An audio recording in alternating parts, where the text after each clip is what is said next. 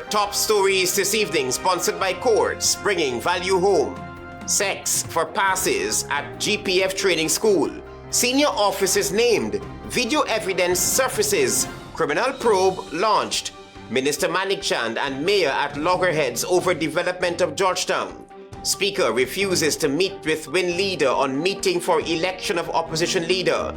And road safety strategy launched to curb rising accidents. HGP Nightly News begins now.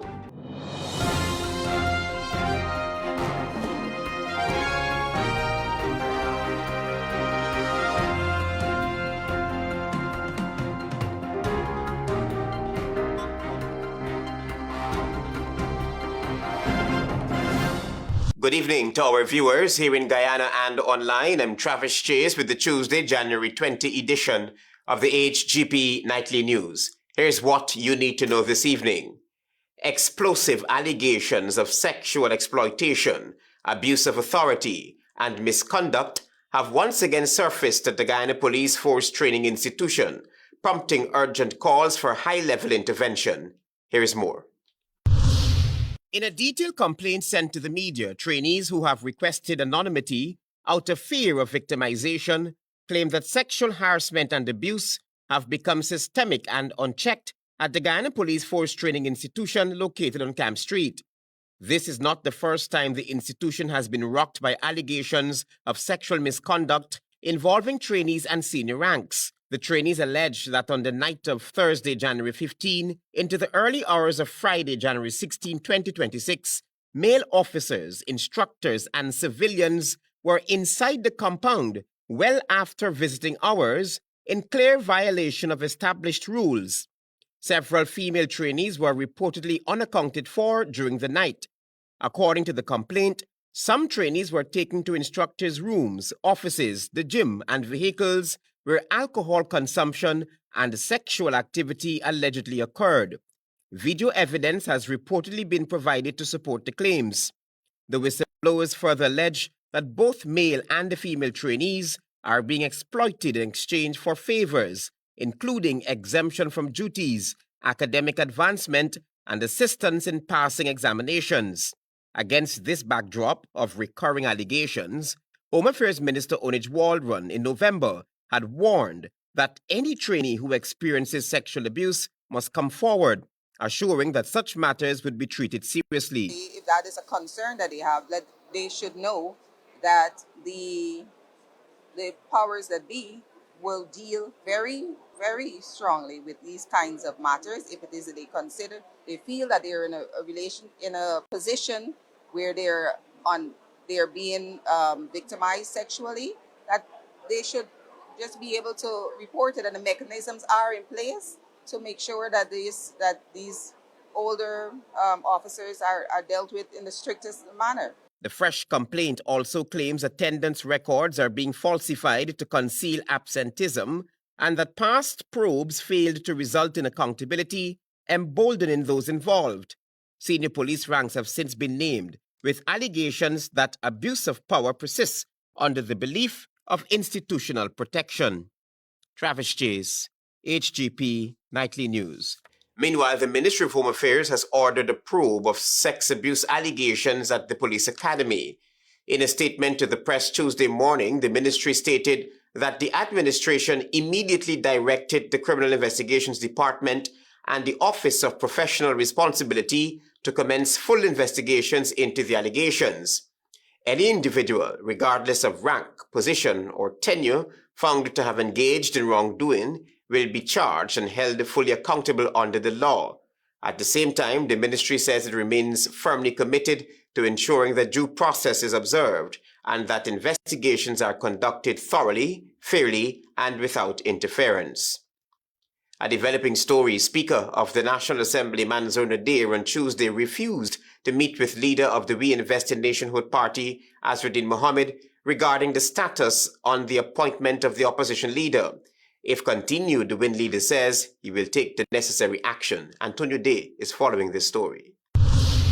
Leader of the We Invest in Nationhood, Azruddin Mohammed, was unsuccessful in meeting with the Speaker of the National Assembly, Manzoor Nadir, to ascertain when a meeting of the opposition parliamentarians would be held.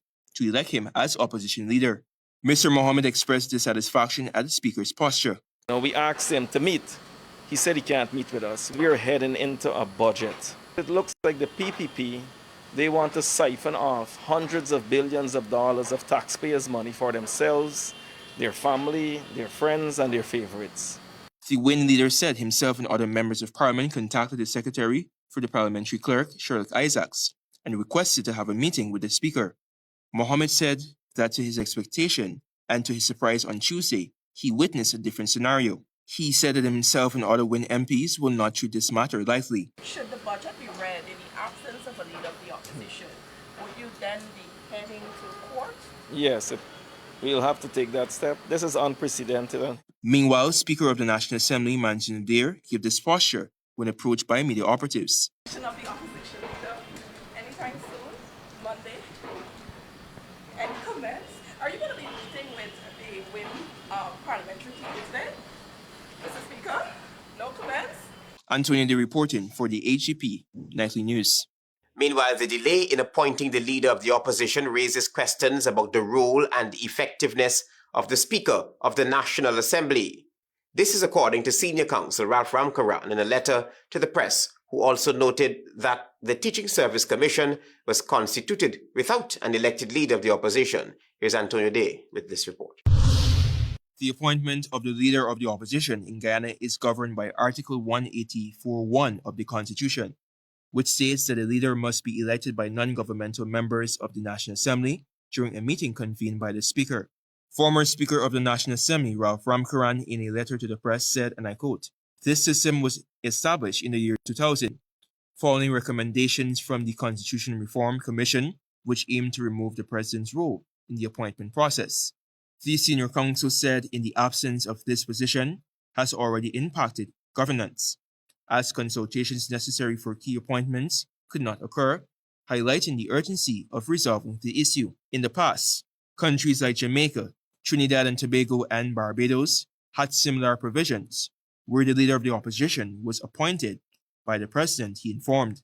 However, since the 2000 amendment, the appointment has been conducted smoothly and without controversy in Guyana following the elections. Ramkaran reminded that on September 1, 2025, elections were held and the National Assembly met on November 3, 2025. And I quote, "Mr. Mansour Nadir became Speaker, but as of now, no meeting has been convened to elect the leader of the opposition, causing concern. The public is aware of the likely candidate, but the Speaker's absence has led to uncertainty regarding the timing of this election," he reminded. The senior counsel said that in the absence of the leader of the opposition is already being felt in the constitutional governance of Guyana. He added, and I quote, "Consultation with the opposition leader regarding the Teaching Service Commission could not occur due to their absence. The appointments have been made. Will the executive proceed with further appointments? Will the 2026 budget be presented without a fully constituted National Assembly, or will the presentation be delayed until the Speaker holds a brief meeting?" Recently, it was hinted by General Secretary of the PNCR, Sherwin Benjamin, that the combined parliamentary opposition would take legal action if the Speaker of the National Assembly does not fulfill this constitutional obligation. However, legal experts Christopher Ram and Jonathan Sobrian had urged the opposition to carefully consider the legal ramifications before taking such action. Ram also stated that the Speaker's absence does not prevent the action from taking place. The deputy has within his purview the authority to fulfill the duties of this responsibility. So what is the delay in exercising that option? Antonio Day reporting for the HGP Nightly News. Thank you, Antonio, for your reporting. Stay with us. There is more news ahead.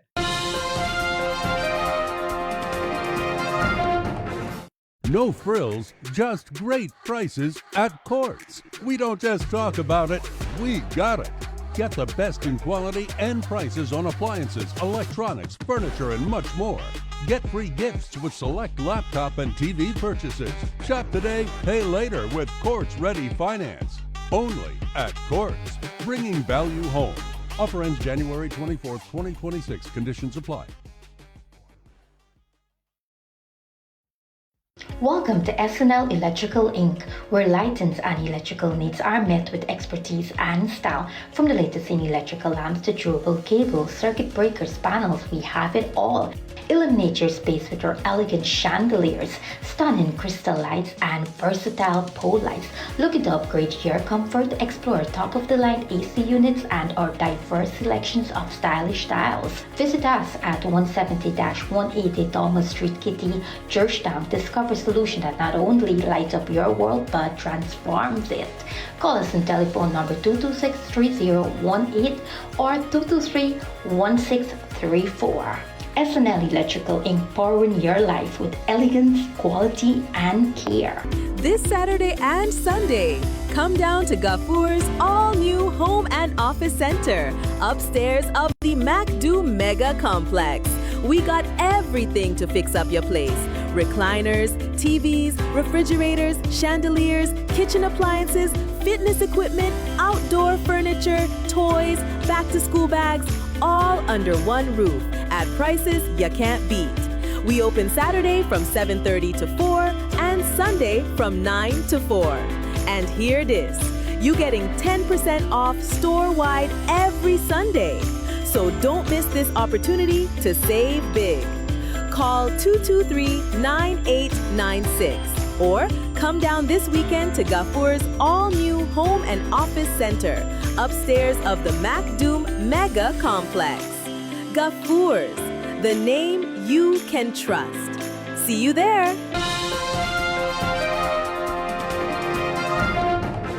Welcome back to the HGP Nightly News. We tell you now that Speaker of the National Assembly, Mansour Nadir, is now at the center of fresh corruption allegations raised by the We Invest in Nationhood leader, Azzuddin Mohammed. More details in this report.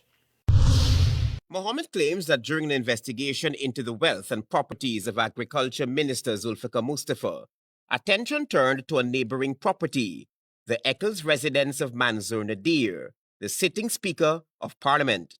According to Mohammed, several vehicles bearing prestige plate traits were observed parked inside the Speaker's yard. He alleges that the vehicles belong to an auto sales business operated by one Zahid Mustafa, a son of Zulfikar Mustafa. Mohammed further claims that the business began operations only after Mustafa became a government minister and that the vehicles are allegedly being stored and displayed at the Speaker's residence. Vehicles are stored and displayed at the Speaker's house as a showroom. Can you believe that? This raises important public questions. Why are business vehicles belonging to a minister's son being stored at the residence where the Speaker of the National Assembly has been living for the past 15 years or more? He argues that the situation raises serious concerns about conflict of interest and political impartiality, particularly given the Speaker's constitutional role as an independent arbiter of Parliament. Mohammed further linked the allegations to what he describes as the Speaker's continued refusal to convene the meeting required for the election of a leader of the opposition, nearly 3 months after Parliament resumed sittings. This is unprecedented and historic. This is a clear dereliction of duty by the sham of a Speaker. Mansour Nadir, you are a national disgrace. The Parliament is not for one party or for the Speaker. The Parliament is for the people of Guyana. If you continue along this road, you will go down as a stain in Guyana's democracy. He argues that the failure to facilitate the election of an opposition leader, while simultaneously being linked to alleged political and commercial associations, undermines public confidence in Parliament and erodes democratic norms. The allegations come amid heightened political tensions and ongoing criticism of the governing People's Progressive Party, which has repeatedly denied claims of corruption and wrongdoing. Travis Chase, HGP Nightly News. APNU Member of Parliament Ganesh Mahipal has renewed calls for the office of the Leader of the Opposition to be filled before the presentation of the budget. Here is more. Well, our position as APNU has not changed, and that is that the Leader of the Opposition is a constitutional office that has constitutional responsibilities, and it should be filled soonest. That was a Partnership for National Unity Member of Parliament Ganesh Mahipal reaffirming the call for the leader of the opposition to be elected. The government has indicated that Budget 2026 will be presented to Parliament on Monday, January 26th. However, the non-election of the leader of the opposition continues to be a sticking point that is yet to be addressed by the Speaker of the National Assembly. The functioning of the National Assembly by itself is not hampered by the absence of the leader of the opposition. But that is not to say that there shouldn't be a leader of the opposition. MP Mahipal reminded that Parliament as is could legally function in the absence of a leader of the opposition. However, he is of the view, though, that they should not stray away from what is morally and constitutionally right. The Constitution provides for a leader of the opposition. All opposition stakeholders have indicated their willingness to move the process along. Hence, the People's Progressive Party aligned Speaker Mansour Nadir should ensure the constitutional office is no longer vacant. All opposition parties, several stakeholders, and directly affected stakeholders have signaled the need for a leader of the opposition.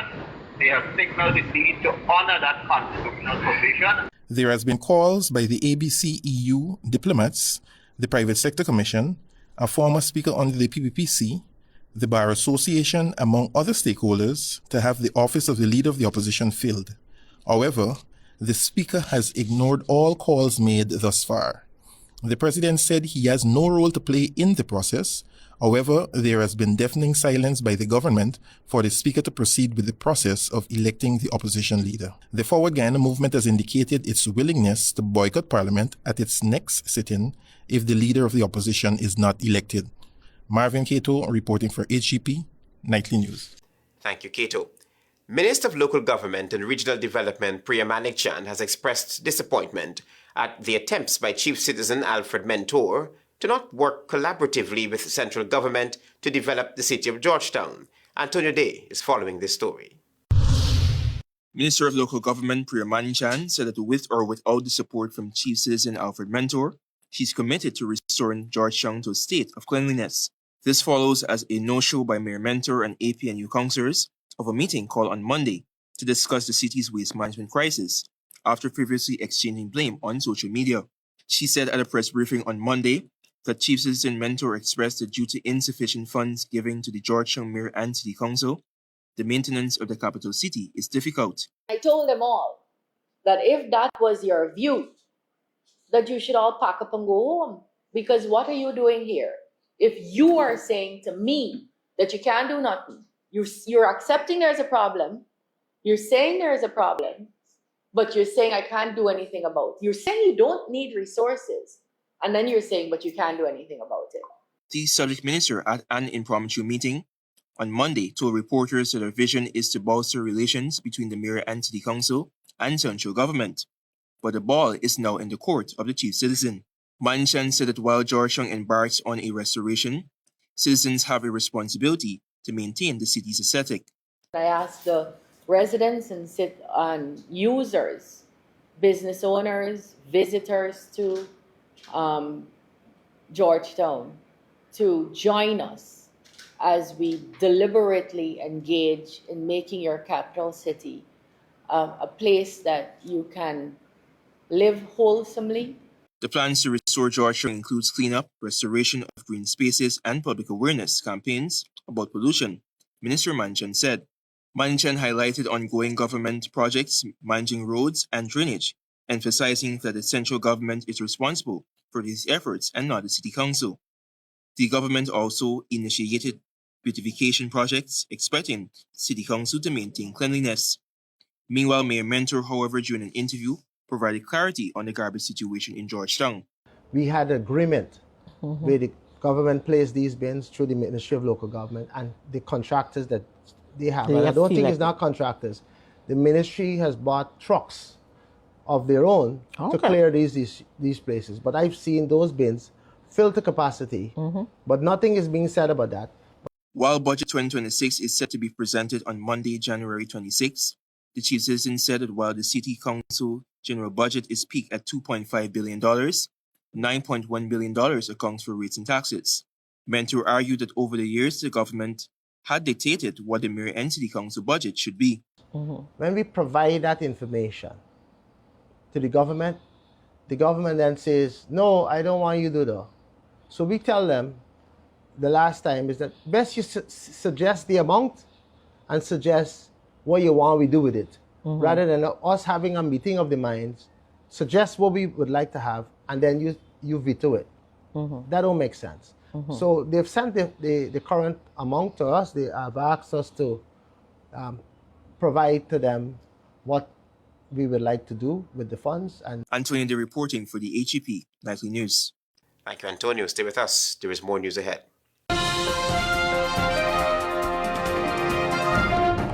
Planning a cleanup? We can help. Sevon's Waste Management skip bins can be provided for home renovation projects, yard cleanup, or construction project. It's simple. Step 1, give us a call. Step 2, we put down the bin. Step 3, load it up with all of your junk. Step 4, we take it away. That's simple.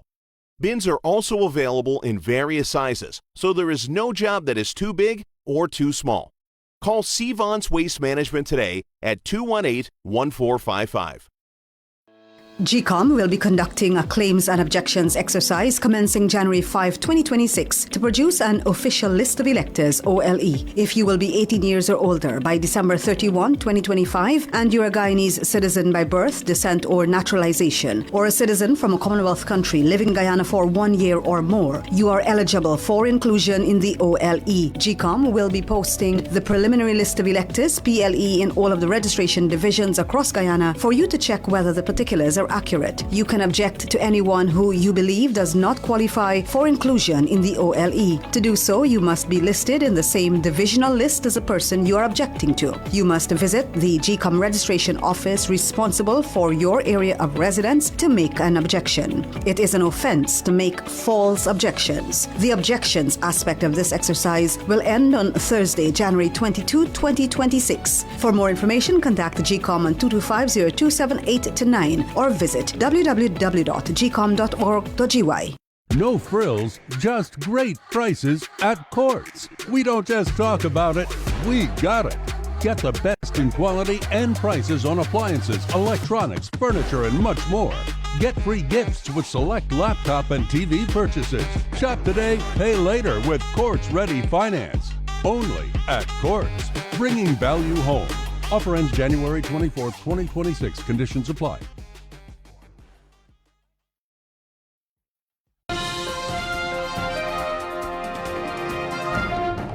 Welcome back to the HGP Nightly News. We tell you now that frustration is mounting among residents of South Rhymevelt over continued delays to complete the Aubrey-Barker Road expansion project, which is intended to link the community to the Ogle Highway. Tiana Cole is on the story. Residents of South Rhymevelt are once again raising concerns about the slow pace of work on the road expansion project connecting Aubrey-Barker Road to the Ogle Highway. This newscast on Tuesday spoke with residents who expressed growing frustration over the prolonged delays. One resident, Sean Ben, said the road has been under construction for nearly 3 years, causing significant discomfort and disruptions on a daily basis to the lives of the residents in the community. We've had to endure a lot of dust pollution, bad roads. The buses used to bring people way down to the back here. Now they stop until at National Avenue. So a lot of residents have to walk the distance with all the load to come home. If there's an emergency, there is tremendous challenge. Ben added that while he understands the project faced challenges and setbacks, he believes that there was inadequate planning to get this work done in a timely manner from the outset. Another resident, 81-year-old Samuel Bledman, a senior citizen, said the situation has made transportation increasingly difficult, particularly for elderly residents. Sometimes they have to walk half hour to get a bus. You got to go to National Avenue or Fordmore to get a bus transportation. And they still charging you the same fare. They don't want to come in, right? Even if you have load, you have to try with it. Or you got to divide your load, which means you have to do it in 2 days or 3 days. The senior citizen added that living alone makes the situation especially challenging, particularly during the periods of rainfall. Meanwhile, Dr. Kevin Pierre, another resident, said complaints from the community has been ongoing, noting that road maintenance is inconsistent.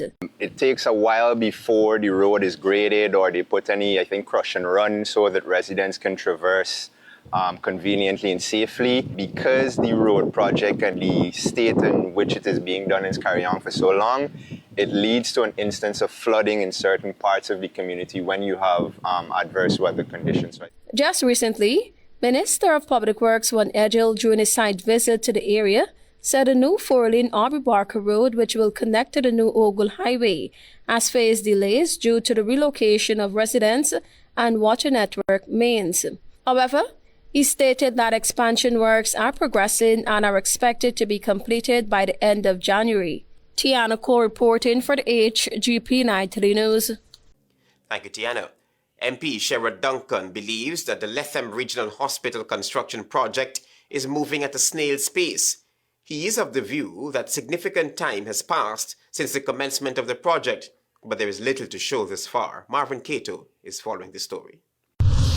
So more than a year has gone by in this project cycle, and we just have to show some steel structures going up at the back of us. Sherrod Duncan, a Partnership for National Unity Member of Parliament, has raised concerns about the slothfulness of the progress being made at the Lethem Regional Hospital. The MP said his site visit is focused on verification rather than ceremony, assessing whether projects that have been publicly announced and funded are being delivered as fully functional facilities rather than remaining incomplete, delayed, or just symbolic undertakings. This hospital is going to cost us as a country $6.5 billion. $6.5 billion, and it's part of an IDB loan. According to Duncan, the visit to the site of the proposed Lethem Regional Hospital reveals that, after more than a year since the sod-turning ceremony, the project remains at the early stage of construction.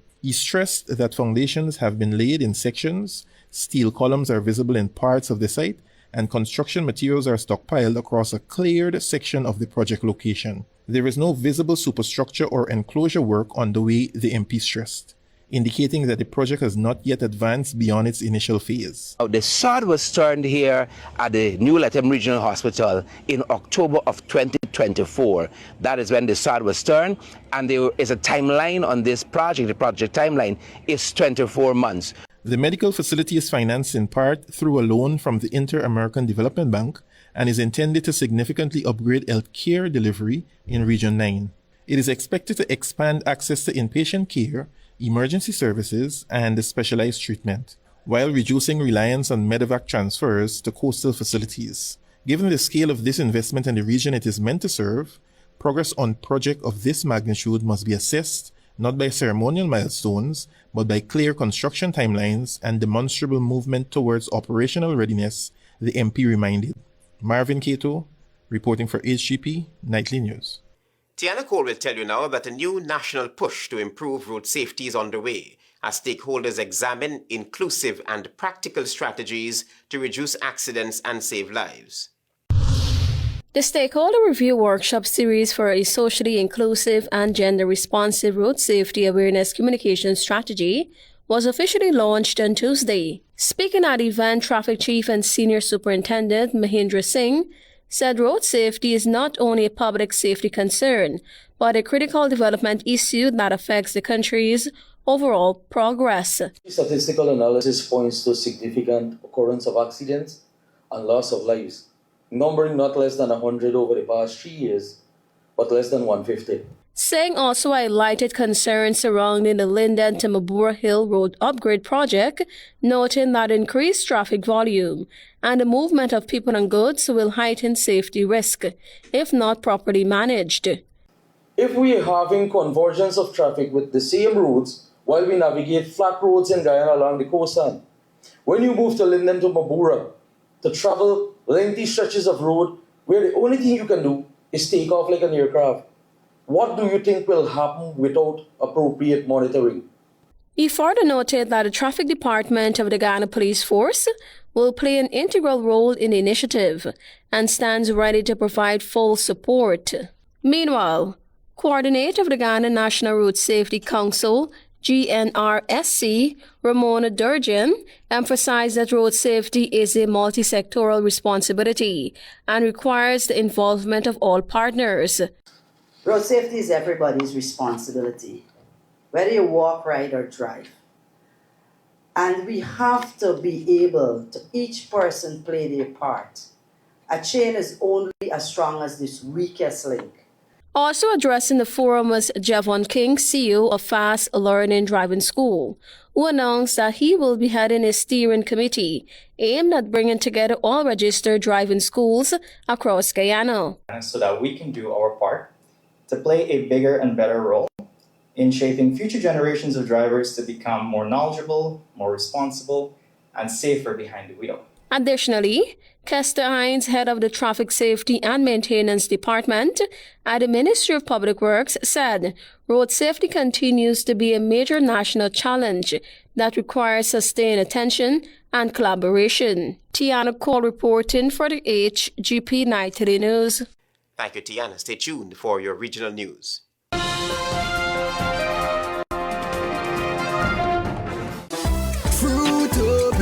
Fruitopia, it's the drink that's hype. Citrus punch, fruit punch, tastes nice. Guava, pineapple, that give me a vibe. We don't want nothing less compared to the rest. Fruitopia the best. Quench any thirst when it comes to the test. Perfect thing for my lunch. Flavors pack a punch. Fruitopia, Fruitopia, it's the drink that's hype. The citrus punch, fruit punch, tastes nice. Fruitopia, the drink that rocks your lunchtime. It's Christmas at Survival Supermarket, and our year-end promotion is bigger than ever. For every $5,000 you spend, you can win one of 30 prizes. One of 4 Samsung double-door refrigerators, one of 4 Samsung washing machines, one of 4 Samsung 58-inch televisions, one of 4 Members Mark sofa sets, one of 4 portable music systems, one of 4 grocery vouchers valued $50,000 each, and one of 3 sets of car rims, and one of 3 trips to local resorts. The Survival Christmas promotion begins December 4th, with the final drawing on December 23rd, 2026, and the grand presentation on January 30th at our new Little Diamond Supermarket. Yes, this Christmas, spend $5,000 and enter to win fantastic prizes at all branches of Survival Supermarket. Happy holidays and great shopping to you all.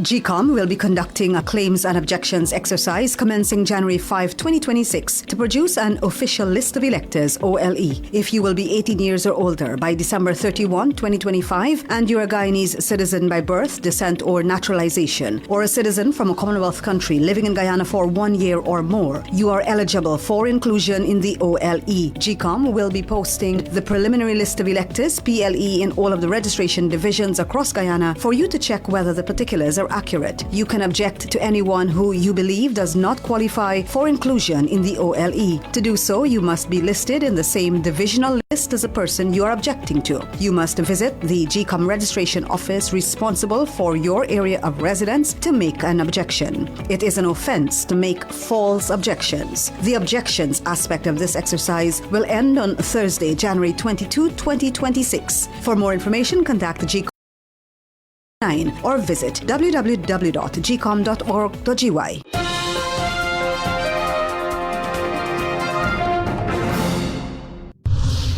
Good evening, I'm Antonio Day with Tuesday's edition of the Regional News. Here is what you need to know as we turn attention to news in Trinidad and Tobago. Police shot and killed a third man on Friday evening after 2 other men were killed by officers earlier that day in Mount Hope. The 2 killed in Mount Hope remain unidentified up to Monday, but the man who was killed on Friday night was identified as Kyle Harewood, age 24, of Clara Street, LePlante Village in Maraval. Police said that at around 10:47 p.m., officers from the Gang Unit and Western Division Task Force had sped into Maraval when they received information about a man dressed in dark clothing walking around with a gun in Moinkoko Road area. The team of officers stopped at a bar known as Fantasy Palace after they reportedly saw Harewood armed with a gun. The officers got out their vehicles and ordered Harewood to stop dropped the gun, put up his hands, and walked towards them. He reportedly did not comply but instead ran off, heading towards an unfinished house. The officers ran after him, but when they got into the house, they again called on Harewood to step out.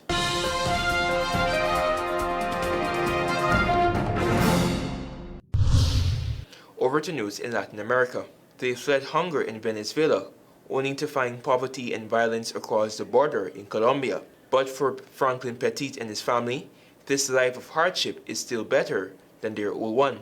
For many in the community, there was initial elation upon hearing of the January 3 U.S. ouster of authoritarian leader Nicolas Maduro, stirring hope that they may finally be able to return home. But the optimism did not last long as Maduro's cronies were left in charge, and Venezuela faces an uncertain future, with Washington claiming control of its oil.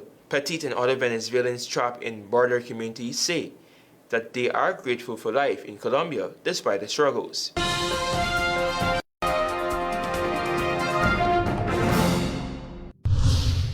And finally, with international news. A Minnesota man told Reuters on Monday that he felt fear, shame, and desperation a day after IC officers broke down his door with guns drawn, handcuffed him, and dragged him into the snow, wearing shorts and Crocs. Chong Li Thao, age 56, a naturalized citizen who goes by the name Scott, was returned home later on Sunday without explanation or apology, he said. Pictures of the incident showing Thao barely clothed and covered in a blanket taken by a Reuters photographer and bystanders spread on social media, further fueling concern that federal law enforcement officers were exceeding their authority as part of the United States President Donald Trump's immigration crackdown, which has seen some 3,000 officers deployed in the Minneapolis area. That has brought us to the end of regional news. I'm Antonio Day. Goodbye for now.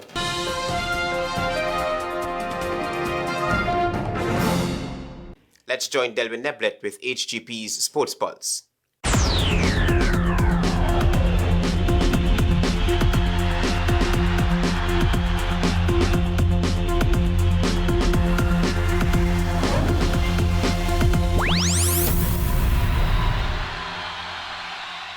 Good evening, Guyana. I'm Delwyn Neblet with your HGP TV Sports Pulse for today, Tuesday, January 20, 2026.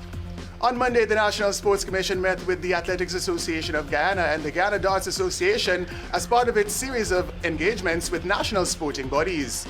Discussions with the AAG focused on a busy 2026 track and field calendar, youth development, grassroots investment, Crifter Games participation, international competitions, and long-term Olympic qualification goals.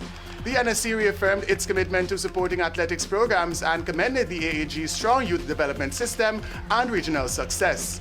In talks with the Guyana Darts Association, the NSC confirmed their continued support and praised the association's regional and international progress while encouraging efforts to increase local participation. The meetings reinforced the NSC's focus on collaboration, planning, and sustainable sports development in Guyana. Moving into boxing, during a press briefing at the Cliff Anderson Sports Hall on Monday, CBO President and Bristow Promotion CEO Sion Bristol officially announced the full fight card for the inaugural Caribbean Pro-Am Boxing Championship set for Saturday, January 24.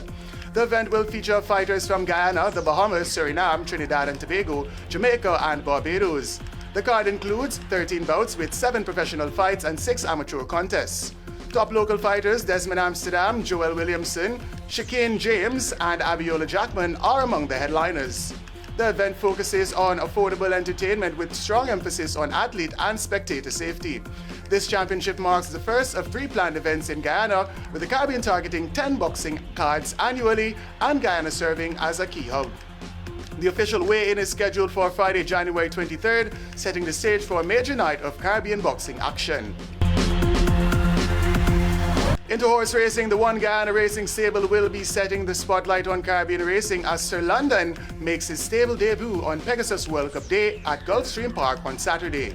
The USA-bred horse was purchased at the Fasig Tipton sales and is part of the stable's plan to chase a second straight Sandy Lane Barbados Gold Cup victory. Sir London is trained by champion conditioner Safi Joseph Jr. and is using Saturday's allowance optional claiming race as preparation for Barbados. The race will be Sir London's first start for the stable and comes on one of racing's strongest cards. The horse enters with proven form, including a track record win at Laurel Park.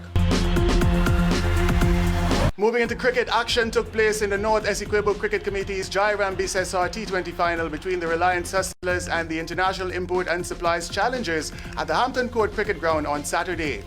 Batting first after being sent in, IIS Challengers were bowled out for 115 in 18.2 overs. Trival Evans top scored with 42 from 34, while Gladwin Henry added 23 from 16. Neelan Cadogan was the pick of the bowlers for the Reliance Hustlers, taking 3 for 10 from 2.2 overs, as Bernard Lewis picked up 2 for 14 from 4 overs. When Reliance responded, they reached 117 for 6 from 19.1 overs on the back of 38 from Eknath Prasad and an unbeaten 17 from player of the match Neelan Cadogan.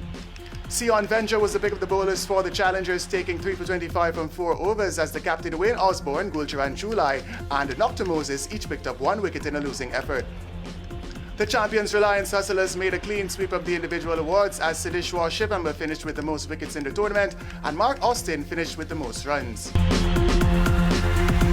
Finally, in cricket, action commenced in the 3-match T20 international series between the West Indies and Afghanistan at the Dubai International Stadium on Monday. Winning the toss and batting first, Afghanistan reached 181 for 3 of their allotment of 20 overs. Ibrahim Zadram remained unbeaten on 87 from 56, while player of the match Darwish Rasuli added 84 from 59. Jaden Seals and Matthew Ford each picked up 1 wicket. When the West Indies responded, they were limited to 143 for 9 of their allotment of 20 overs. Guyanese debutant Quinton Sampson top scored with 30 from 24, while Gurukish Moti added 28 from 15.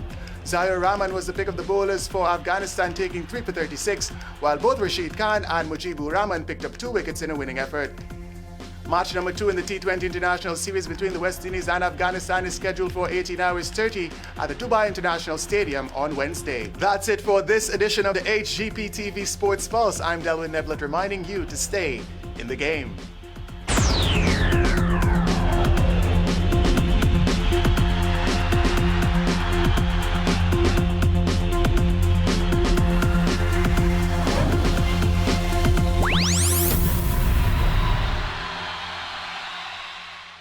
Sex for passes at GPF training school. Senior officers named. Video evidence surfaces. Criminal probe launched. Minister Manik Chand and Mayor at loggerheads over development of Georgetown. Speaker refuses to meet with Win leader on meeting for election of opposition leader. And road safety strategy launched to curb rising accidents. Those are our major headlines. For these stories and more, please go to our website. It's www.hgptv.com. I'm Travis Chase. Thanks for watching. Goodbye.